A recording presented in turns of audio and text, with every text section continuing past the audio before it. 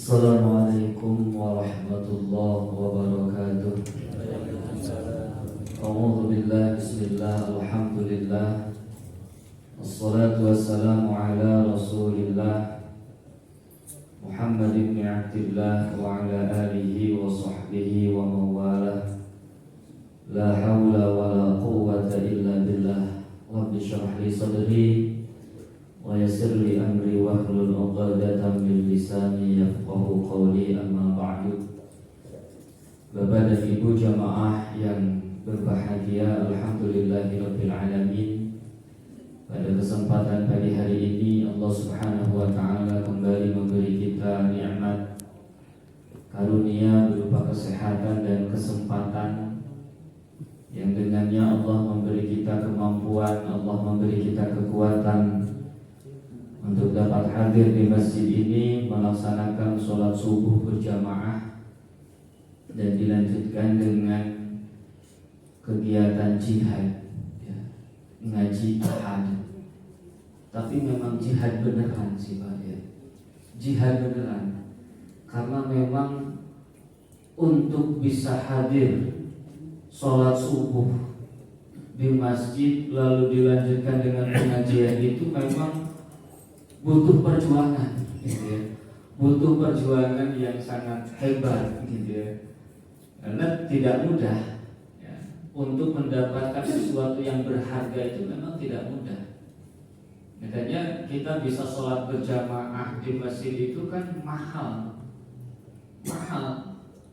Cirinya mahal itu tidak semua orang bisa mendapatkannya. Itu cirinya mahal.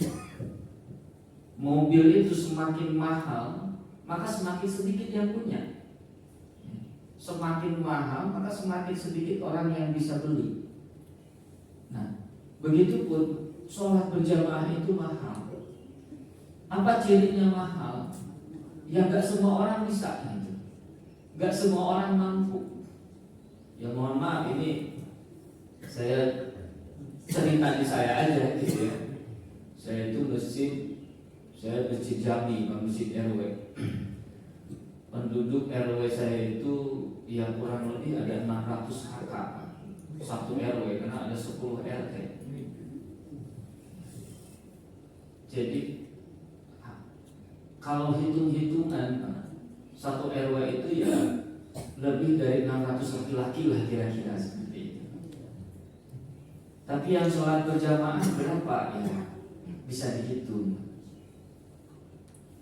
Kalau ada 4 saf sholat subuh itu ya alhamdulillah gitu ya. Artinya apa? Memang untuk bisa sholat berjamaah di masjid, apalagi subuh, itu sesuatu yang mahal.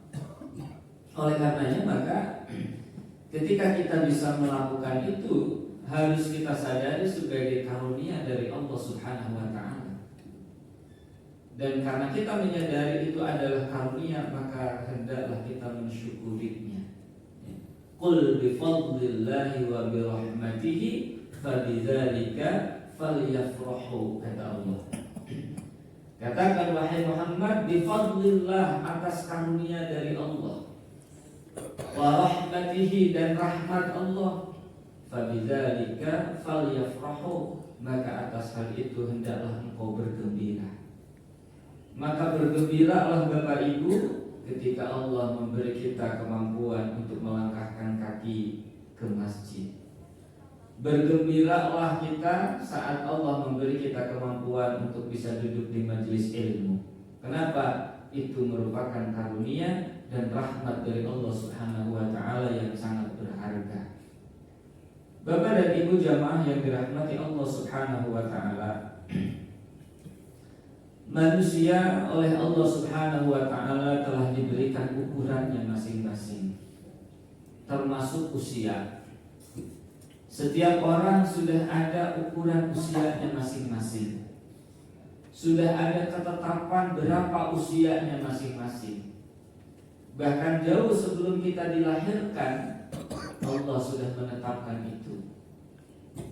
Mungkin ada yang Allah tetapkan di angka 60, di angka 70, di angka 80 gitu. Ya kalau kita mengacu pada hadis Rasulullah SAW a'malu ummati ma baina sittina ila sab'in. Rata-rata usia umatku, kata Nabi, itu antara 60 sampai 70. Rata-ratanya.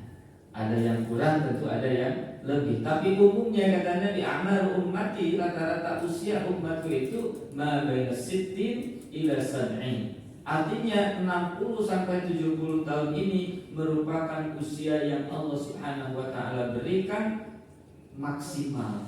Dalam arti kalau kita sudah lewat 60 sampai lewat 70, artinya Allah sudah memberikan kita yang maksimal. Nah, hanya persoalannya kita tidak tahu gitu ya. Tidak seorang pun di antara kita yang tahu di usia berapa akhir hayat kita, di usia berapa ajal kita akan tiba. Tapi yang pasti, Bapak dan Ibu jamaah yang dirahmati Allah, kita itu semuanya menuju pada akhir. Kita itu semuanya menuju pada akhir. Semakin besar angka usia kita, maka artinya kita semakin dekat kepada akhir, semakin dekat kepada finish. Jadi kita semua itu pada hakikatnya mengarah ke garis finish. Garis finishnya di mana? Nah, ini yang kita tidak tahu. Tapi yang pasti kita semua mengarah kepada garis finish. Nah, karena kita itu terus semakin mendekati garis finish, maka apa yang harus kita lakukan? Yang harus kita lakukan adalah terus meningkatkan kecepatan kita, gitu. Supaya apa? Supaya kita bisa lebih dulu sampai di garis finish. Kalau diibaratkan orang yang lomba lari, orang yang lomba lari itu kan sudah ditetapkan finishnya di mana. Lari maraton misalkan, maka semakin dia mendekati garis finish, kalau dia ingin juara, gitu ya, kalau dia ingin menjadi pemenang di dalam lomba tersebut, maka ketika dia sudah mendekati garis finish, dia harus mulai meningkatkan kecepatannya, lalu kemudian dia mulai konsisten dalam kecepatannya. Supaya apa? Supaya dia bisa sampai garis finish dengan baik, dengan juara.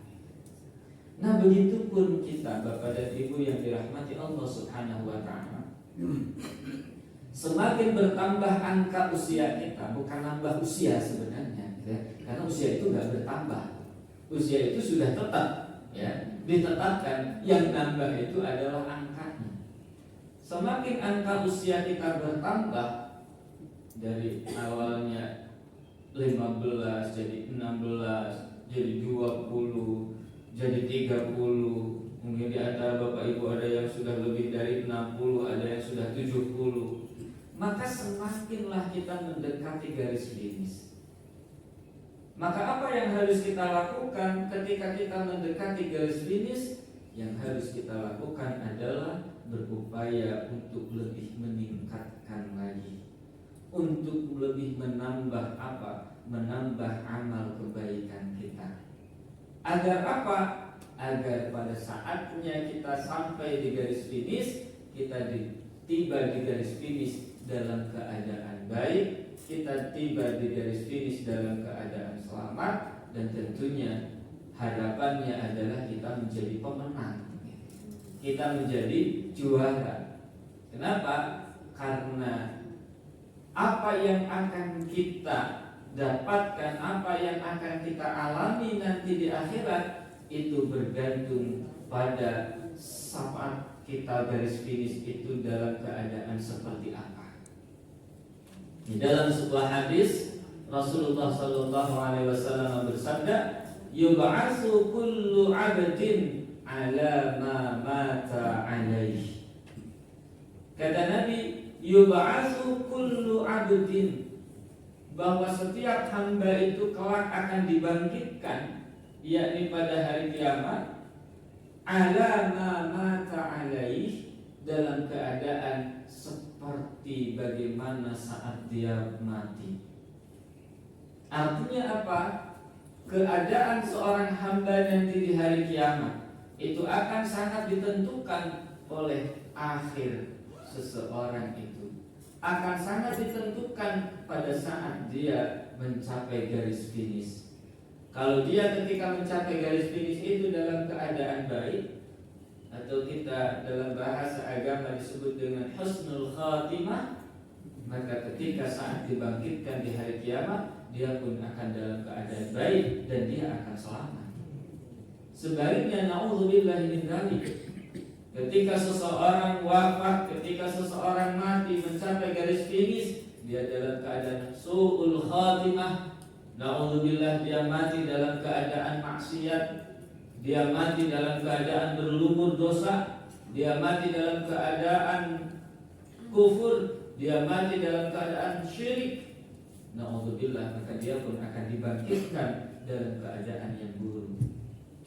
Nah, di sinilah maka kenapa kemudian penting ya untuk kita semakin terus meningkatkan amalan-amalan kebaikan kita saat kita mendekati garis finish. Nah, kapan mendekati garis finishnya? Ya setiap orang itu pada hakikatnya dia mendekati garis finish gitu ya. Enggak mesti yang sudah usianya lewat 60, enggak mesti yang usianya sudah 70, enggak. Akhir usia itu semua orang tidak tahu. Tidak semua, tidak ada yang tahu seorang pun kapan akhir garis finish kita. Oleh karenanya maka setiap saat, setiap hari kita harus berupaya untuk lebih mendekatkan diri kepada Allah dengan meningkatkan kebaikan-kebaikan. Al-izdiyadu minal khair fi awakhiril umri. Hendaklah kita terus menambah kebaikan pada saat kita menjelang akhir usia kita. Tadi sekali lagi bahwa akhir usia itu tidak mesti kita ukur dengan angka, karena kita tidak ada yang tahu. Di dalam Al-Quran surah Fatir ayat ke-37 Allah Subhanahu wa ta'ala berfirman, awalam nu'ammirkum ma yatadzakkaru fihi man tadzakkar wa ja'akumun nadhir. Awalam nu'ammirkum, bukankah aku telah memanjangkan usia kalian, kata Allah. Ma yatadzakkaru, agar kalian semua bisa berfikir, agar kalian semua bisa merenungi. Man tadzakkara, bagi orang-orang yang mampu merenung, bagi orang-orang yang mampu berfikir. Wa ja'akumun nadhir, dan kalian telah didatangkan atau dan telah datang kepada kalian an-nadhir, peringatan. Waja'akumun nadhir, sebagian ulama menafsirkan waja'akumun nadhir ay Muhammad Rasulullah sallallahu alaihi wasallam. Peringatan di sini maksudnya adalah apa yang dibawa oleh Nabi sallallahu alaihi wasallam. Tapi ada juga yang berpendapat, salah satunya misalkan Imam Iqrimah dan juga Ibnu Uyainah, sebagaimana dikutip dalam tafsir Ibnu Katsir, menafsirkan bahwa waja'akumun nadhir yakni asyaib. Apa itu asyaib? Uban. Jadi uban itu kata Iqrimah dan juga Ibnu Uyainah, itu merupakan nazir, merupakan peringatan dari Allah Subhanahu wa ta'ala. Ketika rambutmu sudah memutih, maka saatnya engkau meninggalkan dunia hitam, gitu ya. Ketika rambutmu sudah memutih, maka itu artinya engkau semakin mendekati garis finish. Nah, Allah memberikan peringatan itu untuk menjadi renungan bagi kita, untuk menjadi bahan pemikiran bagi kita, bahwa kita sudah mendekati garis finish. Masa iya masih leha-leha? Bahwa kita sudah mendekati garis finish, masa iya saya masih santai-santai?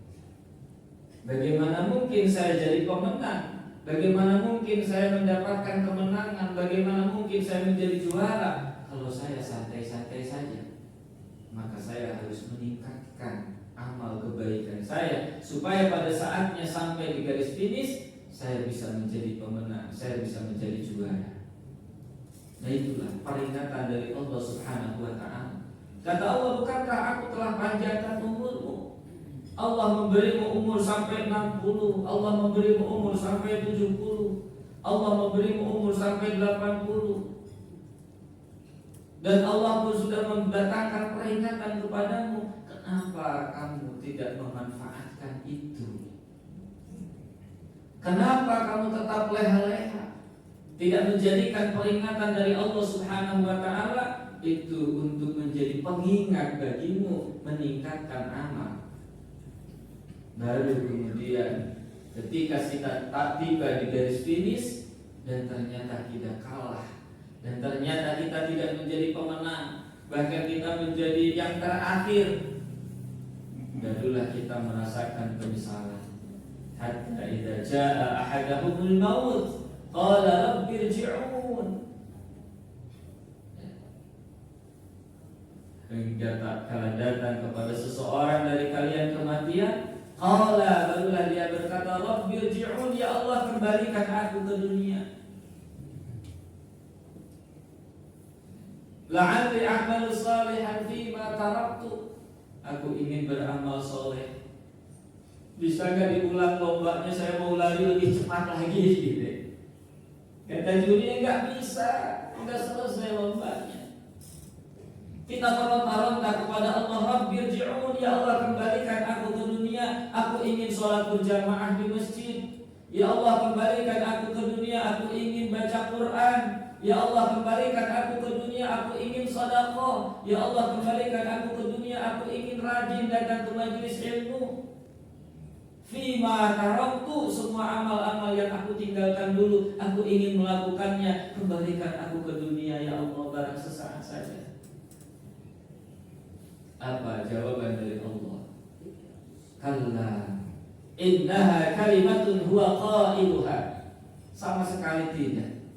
Innaha kalimatun huwa qailuha, itu hanya omong kosong belaka. Gak ada manfaatnya, gak ada gunanya penyesalan pada saat itu. Nah maka agar jangan sampai kemudian kita menyesal pada saat kita sudah tidak mungkin lagi melakukan semuanya, maka selagi Allah memberi kita kesempatan saat ini, mari kita tingkatkan amal kebaikan kita sesuai dengan kapasitas kemampuan kita. Berkaitan dengan ini, ada satu hadis yang menggambarkan bagaimana Rasulullah SAW mencontohkan atas bimbingan dari Allah Subhanahu wa ta'ala ketika di akhir usia Rasulullah lebih meningkatkan amal kebaikannya. Diriwayatkan dari Ibnu Abbas radhiyallahu anhu, beliau menceritakan bahwa suatu ketika Umar radhiyallahu anhu, kata Ibnu Abbas, kana Umar radhiyallahu anhu yudkhiluni ma'a asyakh Badr. Suatu ketika, kata Ibnu Abbas, Umar membawaku, mengajakku pada suatu pertemuan, yang pertemuan itu diikuti oleh para veteran Badar. Jadi yang mengikuti pertemuan itu adalah para sahabat-sahabat senior, ya, veteran Badar. Pasti sudah senior-senior kan? Ya, ini kejadiannya itu di masa Khalifah Umar. Kejadiannya di masa Khalifah Umar setelah Rasulullah SAW wafat.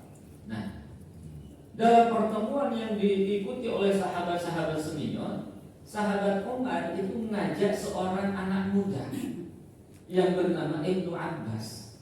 Ibnu Abbas itu masih muda, karena Ibnu Abbas itu mengikuti Rasulullah itu ketika masih anak-anak.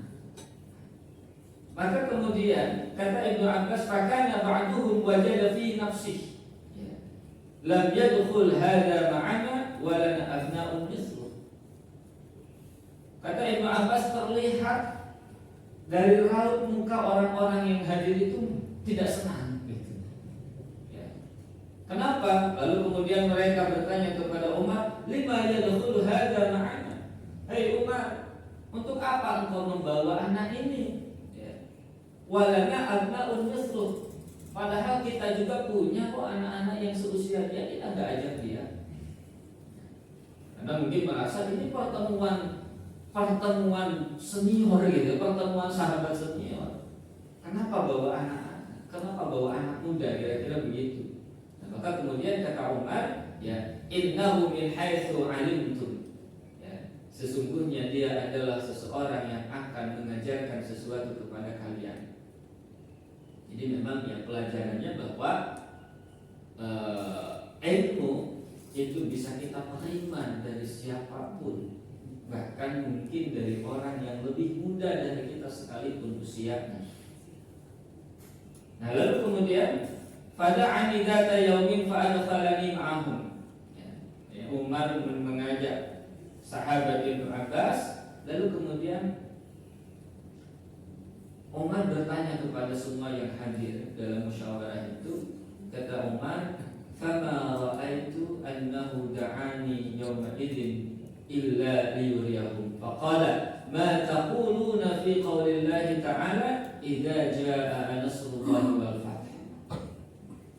Apa pendapat kalian tentang firman Allah Subhanahu wa taala di dalam surah An-Nasr, idza jaa nasrullahi wal fath? Apa pendapat kalian tentang ayat itu? Umar bertanya kepada para sahabat. Maka faqala ba'duhum, umirna nahmadullaha wa nastaghfiruhu idza nasarana wa futiha alaina. Oh, ayat itu, kata sebagian sahabat yang hadir, ayat itu memerintahkan kita untuk memuji Allah, untuk bertasbih kepada Allah, memohon ampunan kepada Allah ketika Allah memberi kita kemenangan dan juga Allah memberi kita pertolongan. Nah, maka kemudian Umar bertanya kepada Ibnu Abbas, "Akadzalika taqulu ya Ibnu Abbas?" Apakah begitu pendapatmu wahai Ibnu Abbas? Jadi diskusi tentang tafsir lah kira-kira ya. Nah, apakah penafsiranmu juga sama wahai Ibnu Abbas? Nah, apa jawaban Ibnu Abbas? La. Pendapatku berbeda. Ayat itu punya makna yang lebih dalam dari sekedar itu, kata Ibnu Abbas. Lalu kata Umar, "Fama taqulu?" Lalu apa pendapatmu? Maka kata Ibnu Abbas, "Huwa ajalu Rasulillah sallallahu alaihi wasallam."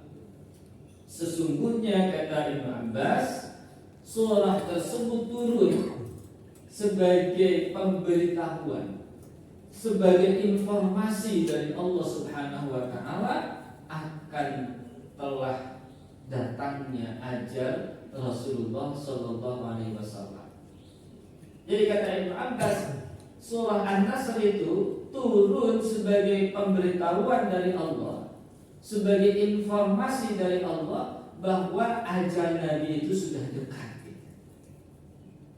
Dan memang ya, dalam beberapa riwayat bahwa dari turunnya surah tersebut itu 40 hari Rasulullah SAW kemudian wafat.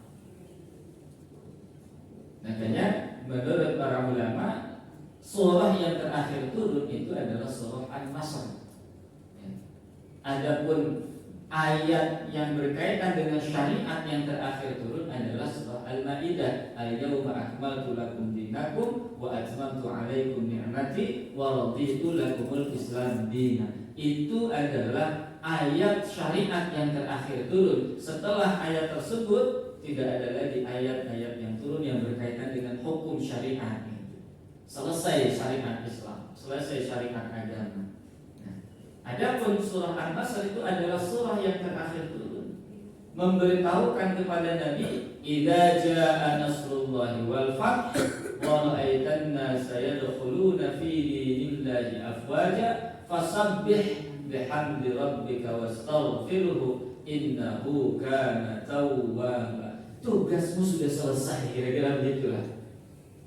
Pertolongan Allah sudah datang, Allah sudah memberikanmu kemenangan, dan engkau telah melihat orang-orang berbondong-bondong masuk ke dalam Islam. Maka tugasmu selesai. fasabbih bihamdi rabbika wastaghfir. Maka bertasbihlah engkau, memuji Allah engkau, dan memohon ampunanlah engkau kepada Allah Subhanahu wa ta'ala. Maka masih berkaitan dengan ayat ini juga ada satu hadis yang diriwayatkan dari Aisyah radhiyallahu anha. Kata Aisyah, ma shalla Rasulullah sallallahu alaihi wasallam salatan ba'da an nazalat alaihi idza jaa nasrullahi wal fath illa yaqulu fiha subhanaka rabbana wa bihamdika Allahumma ighfirli. Kata Aisyah bahwa tidaklah Rasulullah sallallahu alaihi wasallam salat setelah turun ayat Allah idza jaa nasrullahi wal fath illa yaqulu fiha, kecuali Nabi membaca di dalam salat itu subhanaka rabbana wa bihamdika Allahumma ighfirli, sesuai dengan perintah Allah, fasabbih bihamdi rabbika wastaghfir. Maka Rasulullah SAW di dalam salatnya memperbanyak itu, subhanaka rabbana wa bihamdika Allahumma ighfirli. Atau dalam redaksi yang lain ya, di dalam hadis yang diriwayatkan oleh Imam Bukhari dan Imam Muslim, kana Rasulullah sallallahu alaihi wasallam yuksiru ay yaqula fi ruku'ihi wa sujudihi subhanakallahumma rabbana wa bihamdika Allahumma ighfirli. Ya, bahwa Rasulullah sallallahu alaihi wasallam itu memperbanyak di dalam ruku dan sujudnya kalimat subhanakallahumma rabbana wa bihamdika Allahumma ighfirli. Jadi begitu ayat itu turun, begitu surah itu turun, Rasulullah sallallahu alaihi wasallam meningkatkan, ya, memperbanyak amal kebaikannya. Di antaranya adalah memperbanyak kalimat tasbih, tahmid dan istighfar. Padahal Rasulullah sallallahu alaihi wasallam itu ya, tentu amalnya sudah sangat luar biasa. Rasulullah sallallahu alaihi wasallam itu adalah orang yang maksum, Pak. Maksum itu artinya terjaga dari perbuatan dosa. Enggak berbuat dosa Rasulullah itu, karena dijaga oleh Allah. Tapi Rasulullah banyak beristighfar. Kan di dalam salah satu hadis disebutkan bahwa Rasulullah itu beliau beristighfar dalam sehari semalam itu tidak kurang dari 100 kali. Padahal tidak punya dosa. Kalau kita punya dosa, Pak, punya atau banyak, Pak? Berapa kali kita beristighfar? Kadang-kadang kilo kali istighfar pada sholat itu beri tuntutan. Padahal Allah sudah memberi kita banyak kenikmatan.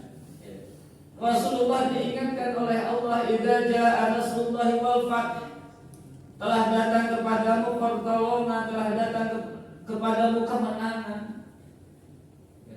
Engkau melihat kenikmatan yang luar biasa ketika orang-orang berbondong-bondong masuk Islam.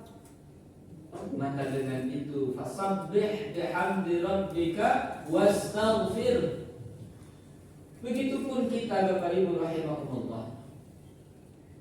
Sampai dengan usia kita saat ini, betapa banyak nikmat yang telah Allah berikan kepada kita.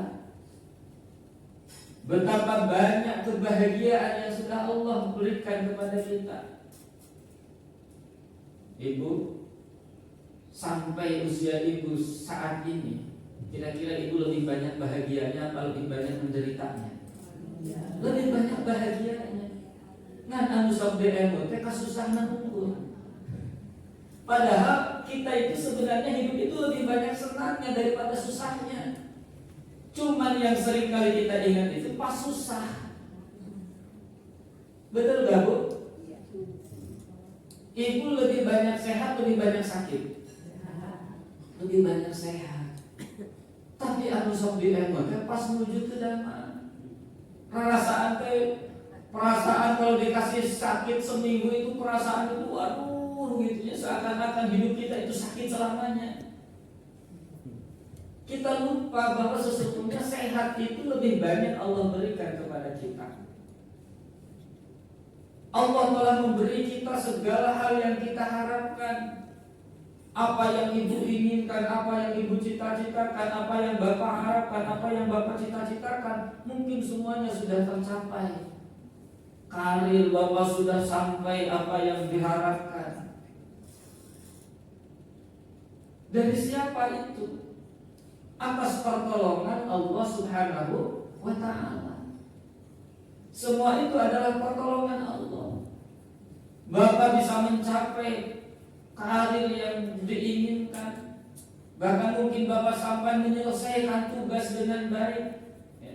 Bapak ibu yang sudah purna, yang sudah selesai tugasnya, siapa yang kemudian memberi kita kemampuan untuk sampai di situ? Pertolongan dari Allah Subhanahu wa ta'ala.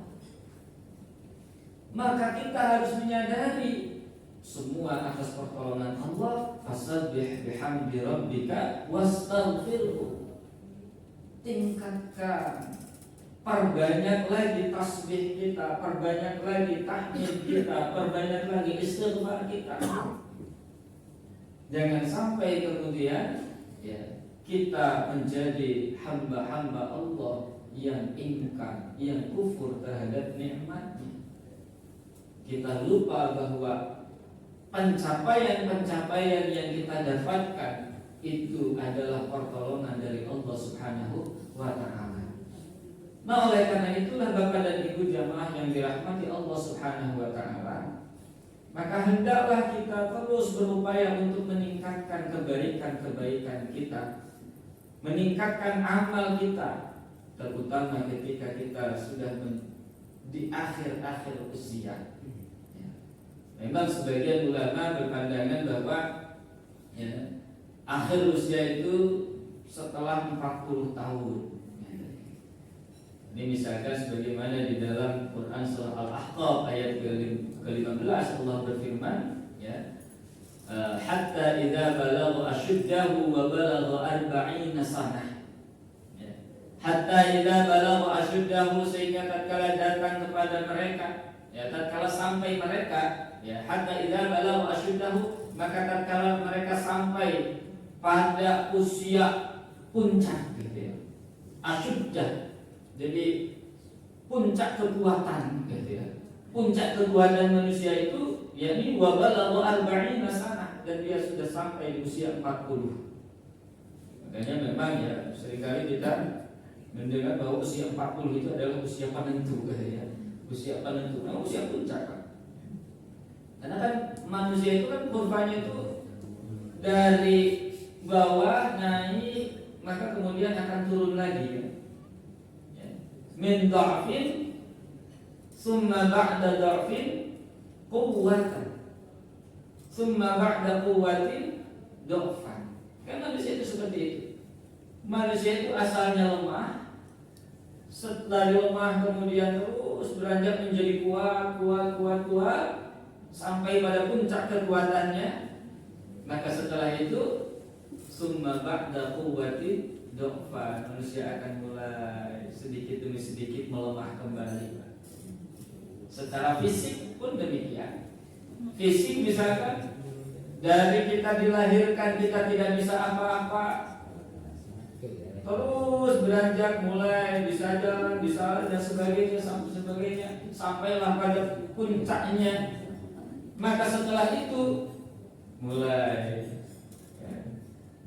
kembali melemah pandangan.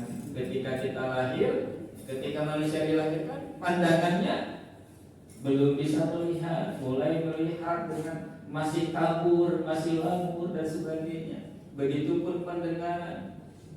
Begitu akhir usia kan kembali seperti itu kan.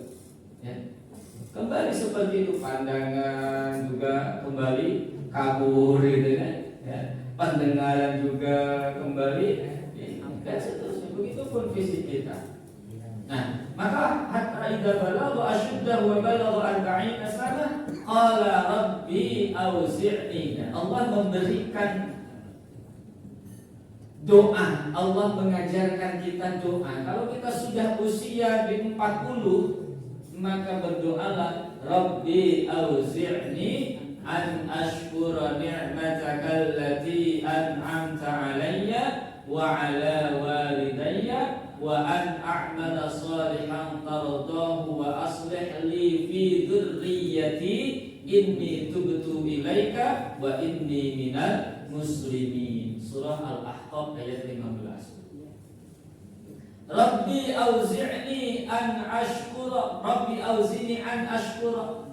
Ya Allah, karuniakan kepadaku kemampuan untuk bersyukur.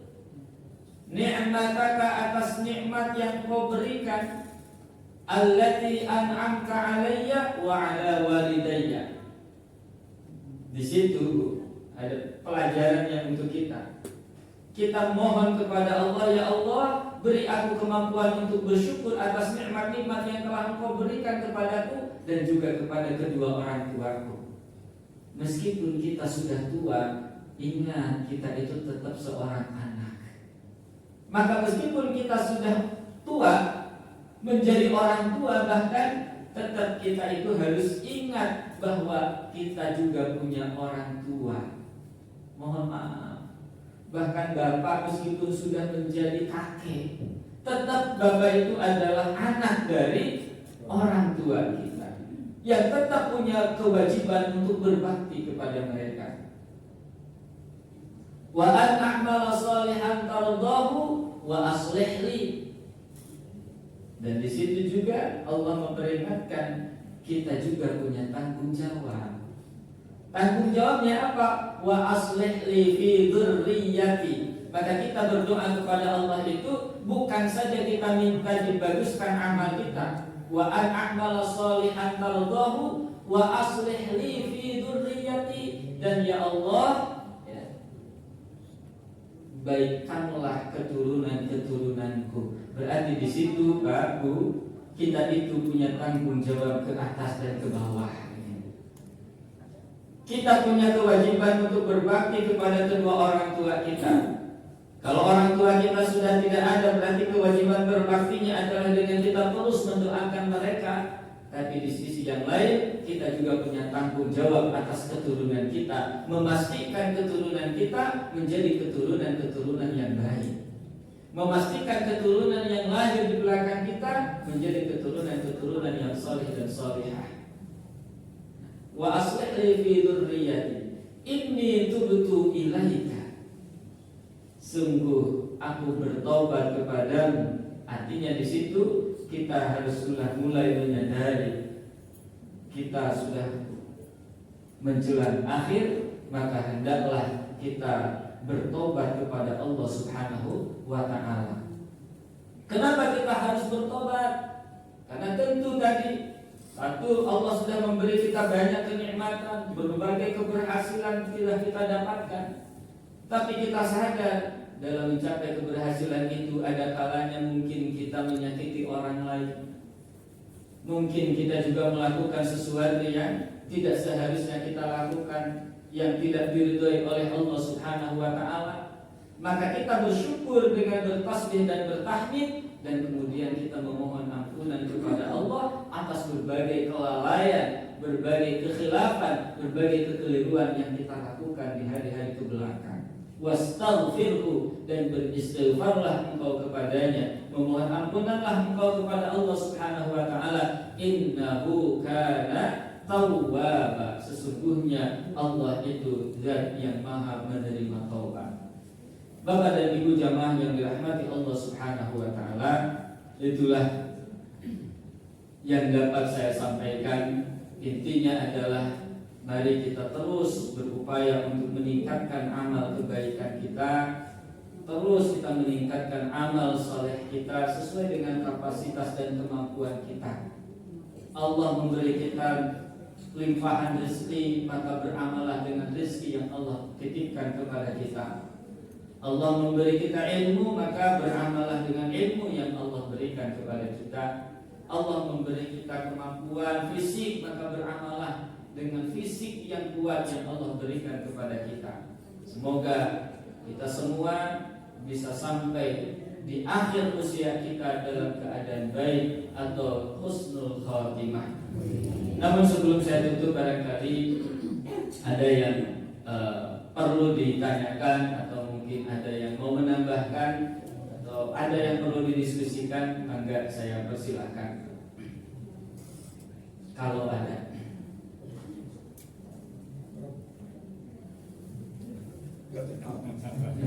Cekap Bapak Ibu. Alhamdulillahirabbil alamin. Baik Bapak dan Ibu yang dirahmati Allah Subhanahu wa taala. Sebelum saya akhiri, saya ingin menyampaikan satu hadis yang diriwayatkan dari Abi Dzar radhiyallahu anhu. Kata Nabi sallallahu alaihi wasallam, "Yusbihu ala kulli sulama min ahadikum shadaqah." Setiap pagi, setiap orang di antara kalian itu hendaklah mensedekahi setiap tulang-tulang sendi kalian. Yang di dalam salah satu hadis disebutkan bahwa manusia itu memiliki kurang lebih sittina wa salasimi'ati mafsilin. Manusia itu memiliki kurang lebih 360 sendi dalam tubuhnya itu. Kata Nabi ada 360. Kalau Bapak ingin meyakinkan ya dihitung aja. Cuman kalau saya daripada ngitung mending percaya aja gitu ya. Jadi kata Nabi manusia itu memiliki 360 sendi. Jadi kullu insanin min bani Adam sittina wa salasimi'ati mafsilin.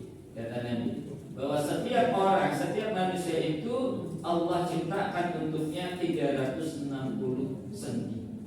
Nah kata Nabi yusbihu ala kulli sulama min ahadikum shadaqah. Hendaklah setiap orang itu setiap pagi dia mensedekahi setiap sendi-sendinya.